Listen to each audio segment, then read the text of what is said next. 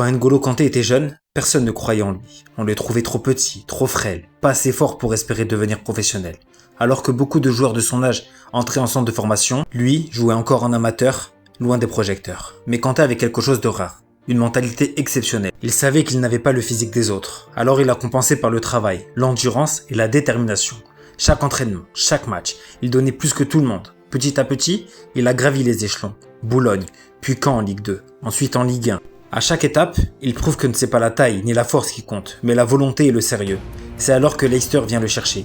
Personne ne connaît son nom, mais en Angleterre, il va devenir une légende. En 2016, Leicester écrit l'une des plus grandes histoires du football. Champion d'Angleterre contre toute attente. Et qui était au cœur de ce miracle? N'Golo Kanté, le joueur qui courait pour deux. 2 ans plus tard, il est champion du monde avec l'équipe de France. De rejeté à héros de la nation, de petit garçon ignoré à exemple pour toute une génération, l'histoire d'N'Golo Kanté prouve une chose. Peu importe ton physique, peu importe d'où tu pars, si tu travailles sans rien lâcher, tu peux accomplir tes rêves. Pense à liker, partager et à t'abonner pour d'autres contenus foot.